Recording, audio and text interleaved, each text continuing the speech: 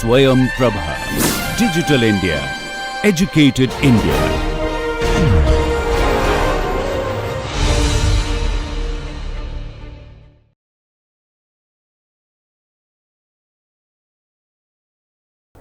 Okay, so is it better now?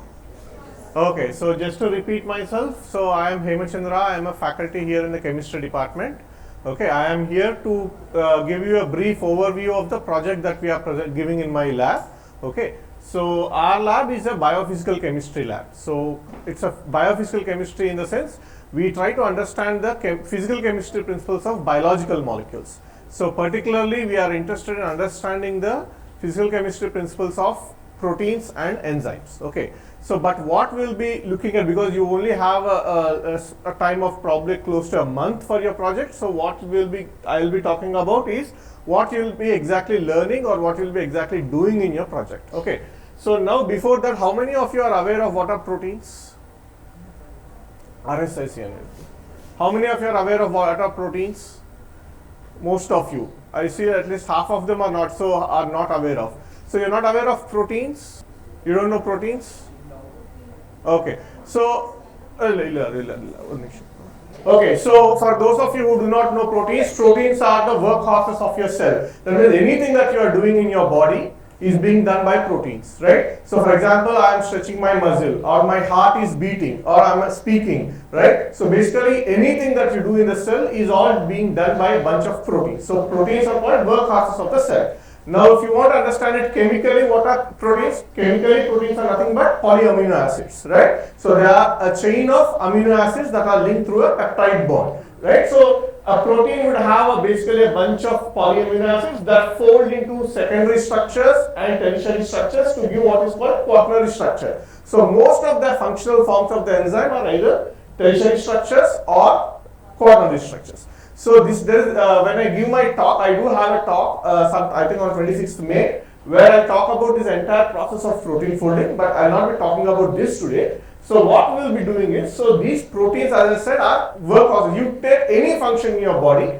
they are done by proteins. So like most common example is hemoglobin, right? So you all are, I think everybody is aware of hemoglobin. It's nothing but a protein, right? So basically any function in the body or a cell is done by proteins. If you want to just look at the functional forms of the proteins, so you can say that proteins can act as hormones, they are enzymes, they provide structural rigidity to your cells. For example, if there is a cell that maintains its shapes, there are proteins involved in that. Then there are channels and pumps that actually allow the transport of molecules, right? So, and antibodies and all this. In addition to this, proteins are basically these are all functions that the protein is doing inside your cell, right? But in addition to this, you see there are a lot of biomaterials that are actually proteins, right?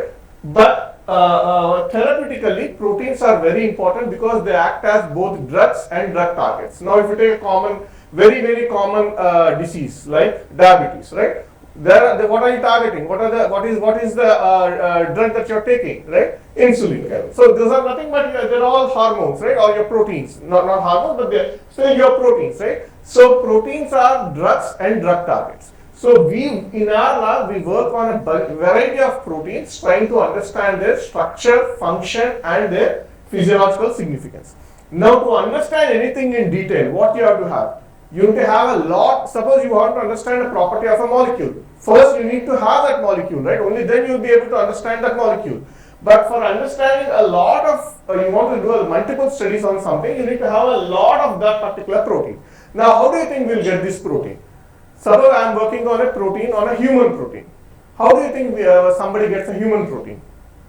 It is not possible to extract it from humans, right? So for every experiment I do, I can't take a blood or take something from them and I keep on extracting it and doing it, right? The amount of protein is very minimal, right? So for the kind of experiments that we do, we need a large amounts of protein, and even for production. Now you take, suppose you take any of the antibodies that act as for example, you're all aware of COVID that came in, right? Now, COVID, what was the drug target? Does anybody know what was targeted for vaccines? So there is something called spike protein, right? Spike protein on the cell on the cell surface that was targeted. That was targeted by antibodies, right? Like vaccines are nothing but antibodies, right? So in those cases also, they are also kind of proteins. So for protein production, you need to, if suppose you have to produce a large amount of proteins, you cannot extract it from the natural source. It is impossible to extract it from the natural source because the quantities that are required are so high that you will basically get exhausted with the natural source. So there is something called as recombinant proteins. Recombinant protein is nothing but, so basically you take, so does people here know what is central dogma of molecular biology? You have heard of it, right? So a protein is synthesized basically from its DNA, right? So this is called central dogma of molecular biology, or in some books it is called central dogma of life.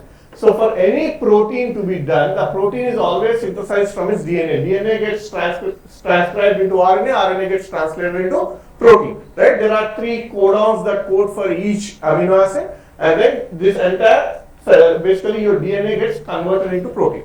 Now if you want to produce a protein in bulk, you use what is called a recombinant protein. Recombinant protein means, for a specific protein, I have a protein which is X, right? Now I know what is the basis of that X, right? For example, each amino acid is coded by 3 bases, I said.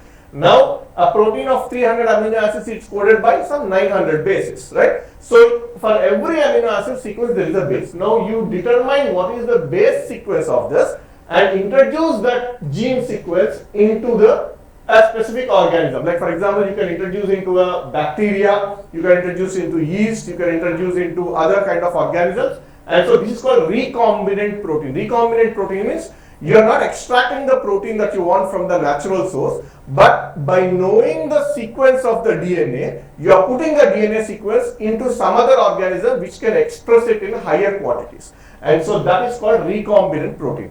In our lab, we use a lot of bacteria which is called E. coli. So have you heard of E. coli bacteria? So E. coli is one of the most harmless bacteria, and it has a very high doubling time. So it doubles every 20 minutes. The life cycle of E. coli is close to 20 minutes. So it doubles every 20 minutes. So what we do is, we take a plasmid. Basically plasmid means it's actually a circular DNA, okay, you introduce the particular DNA of the protein. As I said, if suppose I want a protein X, right, you know the bases that code for the X. Now you introduce that bases into the protein, into the plasmid, and then introduce that plasmid into bacteria. Now the bacteria divides. When it is dividing when the bacteria is getting divided, the bacteria also, it has a ribosomes, right, which actually translate your RNA into proteins. So once it does that, so it does a lot of this translation, it produces a lot of proteins. So at the end of the day, what you do is you rupture these cells and create a lot of protein of your interest. So basically this is the sequence, right? So you use a plasmid DNA which contains, so why are we using plasmid DNA? Plasmid DNA is a kind of circular DNA. The advantage it has is you can introduce a specific antibiotic resistance into this. For example, a normal bacteria will die with antibiotics, right? For example, a simple amoxicillin or any kind of antibiotic you do, it will die. Now you can introduce the antibiotic into the bacteria so that only the bacteria that you want grows and remaining all other bacteria die. And then you express it, overexpress it, and then you express the protein, because we have already introduced the gene of your interest, which is basically coding for your protein. You introduce into that, and then you produce a large amount of proteins. But the problem is, once you produce a large amount of proteins, the bacteria also has its own proteins. Bacteria is also a living organism, it has its own proteins. Now that is called recombinant protein. So we have to separate our recombinant protein from the bacterial proteins. That is what is called protein overexpression and purification. So you have the cells, you express the bacteria, and you do various kind of chromatography techniques. Like you attach a certain, so as I said, the bacteria will have its own protein because it has to survive, right? It has its own life cycle, it has its own proteins. So you need to separate the protein of your interest from the bacterial proteins. We do a lot of what is called chromatography, where we separate the proteins. So this is called protein overexpression and purification. We separate these proteins, and then we get these proteins, and then you can either use it for studies, or you can use it for characterization, or you can even use it for your further purification and as drug candidates. Okay, so as I said, so you introduce your DNA into bacteria, then you get the protein from them. So basically, what this particular organism can be, you can use multiple organisms. As I said, you can use yeast, you can use other organisms, you can use something like but we mostly stick to bacteria, E. coli, because it is the most harmless forms of the bacteria. Okay, and then you overexpress this protein. And then, so I am just giving you an example of a protein which is called GFP, green fluorescent protein, which is basically a fluorescent protein.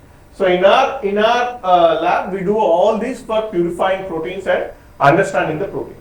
So as I said, they are all harmless, and so there are two kinds of proteins that you will be working on. One is called proteases. Okay, these are enzymes that cleave the bacteria. Now, I'm not going to talk about why are these enzymes important, because any misfolded protein has to be degraded. Okay, so the enzymes that cleave the proteins are called proteases. So we express a lot of this protein. So you'll be looking into this particular enzyme, and also you'll be looking at one more class of enzymes called knotted proteins. Okay, so where a normal protein would be something will have a tertiary structure, but like your shoelace or something, if a protein kind of knots over itself, that is called knotted protein. So this is something that we are studying in the lab. There are multiple other enzymes and proteins that we are looking at. As I said, I'm not going to talk about the science behind it. I'm only telling you what you will be learning as a project, what you will be working on. So basically, what you will be looking at is plasmid. As I said, plasmid is a circular DNA which contains the DNA of your interest that will express the protein, and that also has antibiotic resistance. So you will be isolating the plasmids, you will extracting the plasmid, you will do a lot of cloning of this into bacterial systems. Then you will overexpress the proteins and you will purify the proteins from other bacterial systems. So this is what you will be doing as a project student in my lab. So basically some of the techniques that you will learn are transformation of plasmid DNA, protein expression optimization, gel electrophoresis, chromatography, and a lot of spectroscopy, both fluorescence and UV visible. So this is what you will be looking at. And if you want to understand, as I said, I have one project, and if you want to, if you are interested, you can write to me at this email ID. Okay. Any questions related to the project, I can take in the next 2-3 minutes. Swayam Prabha. Digital India. Educated India.